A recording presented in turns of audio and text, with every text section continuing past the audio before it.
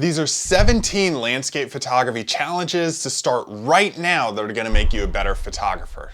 Challenge number 1 is photographing patterns in the landscape. Now, it's really easy to see mountains, trees, the sun, or the moon as objects, but if you transform those and see them as shapes and patterns in the landscape, then your photos start to be a lot better and you can pinpoint different objects within your scene that are going to make it that much better. Now, repeating patterns are often better, so try to pair a lot of the same shapes in the same photo. Next up is using repetition in your photography. Now, don't get confused with patterns and repetition being the same thing.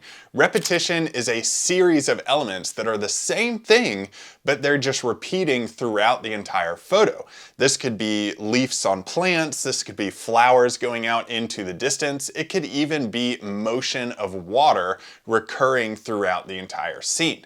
Repetition is a huge one to boost the interest level and your composition of your photo, and using it more often will make you a better photographer. Next up is the waterfall challenge. Challenge yourself to go out and photograph moving water. Now, the hack here is photographing the moving water, but in a way where you're still keeping a lot of the detail in the water itself. Here's some settings to start off with to get you on the right foot. Use an aperture of f/16, an ISO of about 400, and then use a half a second speed for your shutter speed to frame up that water and get the water motion blur perfect, where you have white, milky, smooth water, but you're also getting enough detail in it where people can see where that water is going. Now, if it's too bright or too dark, just adjust your ISO accordingly and you'll come out with a great waterfall photo. Moving right along to mountainscapes. Now, you may not be able to get to mountains that often depending on where you are, but you can also practice with hills or rolling hills where you live as well.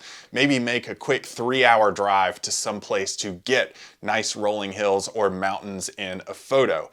Mountains are fun, especially when you're using something like a telephoto lens to compress distances together and really stack those mountain ridges together to create an otherworldly overlooked scene to impress all of your viewers. Now, not to be forgotten, we really need to get into lenses here for challenges too, because you need to understand how to use your lenses best. Let's start off with a wide-angle lens. Do the wide-angle lens challenge and photograph vertically with a wide-angle lens. Now, here's a little bit of a hack for you to make your wide angles that much better. It's really easy just to put your wide-angle lens on a tripod, but if you just tilt that wide-angle lens forward a little bit, what you can do is elongate your foregrounds and bring in a lot more objects in the foregrounds of your photo and really stretch those foregrounds out, which is what a wide-angle lens honestly does best. Use leading lines to point your viewer to where your subject is in the photo using this wide-angle lens technique. Next up is the telephoto lens. Do the telephoto lens challenge too, and it does the opposite. We mentioned in mountainscapes compressing distances together. That's what the telephoto lens is great at. Use the telephoto lens to find details and pinpoint those, and then compress those distances and stack them together with the telephoto lens, really pinpointing out what the beautiful parts of a wide-angle scene are and then pinpoint those. When you're able to take photos with a wide-angle lens and a telephoto lens, you're multiplying the amount of photos that you get in each photo location. Thus, you come away with more pro-level photos every single place you go. Getting into some settings challenges, use the long exposure challenge to see how time can be manipulated. Now, this can be done with different filters in your camera or on the end of your lens. So when you're doing a long exposure, what you're basically doing is shooting at longer shutter speeds, something like over 1 to 2 seconds, stretching out the motion of the clouds, the movement of the water, and really manipulating time to create your artistic vision. Have some fun and creativity with this one, and don't be afraid to mess up here, because we've all messed up our long exposures, gotten the focus out. Just be patient with this process. This is going to be a tough one to do, but I know you can do it. The forest challenge is next, and any woodland or forest photography, especially in landscapes, is going to be really tough because forests are chaotic. There are trees everywhere, leaves everywhere.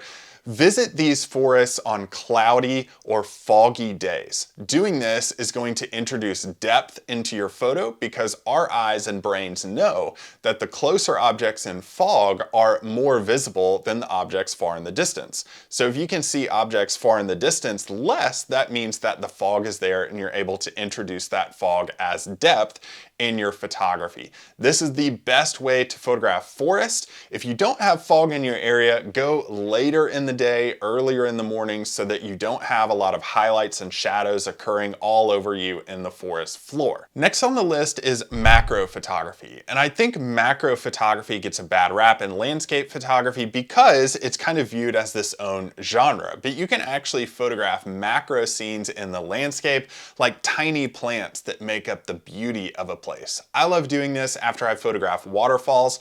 I'll move over to macro photography with a lot of the wildflowers or ferns that are growing on the sides of these rocks in the moss. It's a great way to elevate your photography and see scenes in a completely different way than you would before. Now, small scenes are next, but they're a little bit different than macro photography. If you think about macro photography, what you're doing is you're secluding out your subject, which is in focus, and then everything else into the distance is basically blurred out into oblivion. With small scenes, you're basically pinpointing repetition and patterns together, and you're photographing those completely in focus. So what you're doing here is you're finding that repetition and pattern, but then you're photographing in a composition, maybe a square, vertically, horizontally, to get the composition that you want in that scene. This is a tough one to do. It may look easy, but it's actually very difficult. So take your time with this, look for those patterns and repetition, and then photograph straight down at the ground on those small scenes. One of my favorite ones is next, and that is sunstars. When you're able to photograph sunstars well, you add this extra element of awe and inspiration to an otherwise kind of drab and boring scene.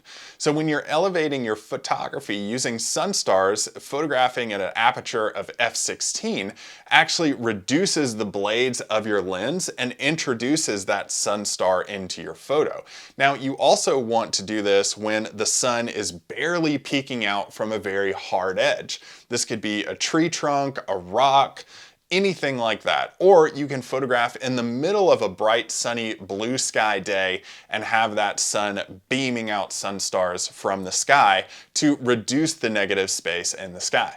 Moving from the sun to nighttime and dark skies, next up is Milky Way photography. Milky Way photography can seem intimidating, but it's pretty easy to do if you know the right settings.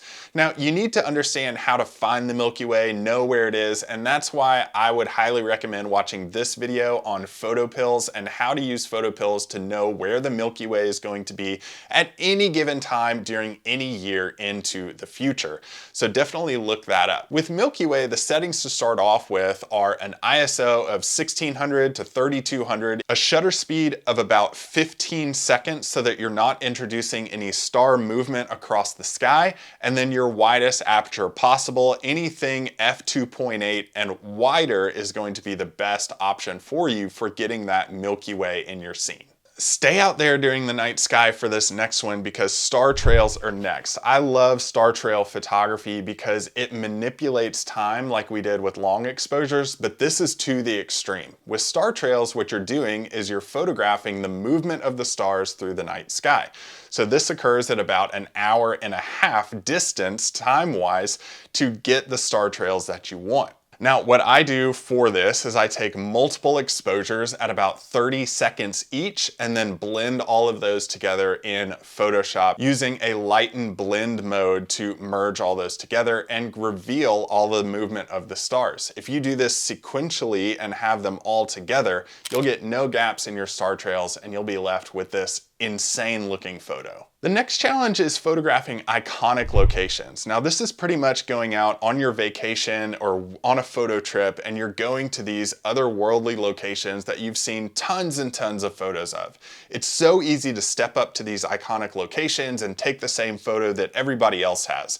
But I would encourage you to try to get a different shot of that iconic location. This is hard to do because we have in our mind this preconceived photo that we're supposed supposed to get, quote unquote. But if you look at the landscape differently and you try to make your own photo of an iconic location, your creativity expands and you're able to get a different shot in a very familiar spot. Let's play with times of day here. Obviously, golden hour is beautiful for portrait photography, but I would highly encourage you to use it for your landscape photography too, and that is using the golden light time during the day. So this is just after sunrise or just before sunset, about an hour time before the sun sets and an hour time after the sun rises, and photograph the golden light that's occurring all throughout the landscape. Now, the next challenge is just waiting a little bit longer during the day or waking up a little bit earlier and photographing blue hour. You can definitely manipulate the mood of a photo, photographing in blue hour versus golden hour, because golden hour has that warmth mood to it, fun, happy, beautiful,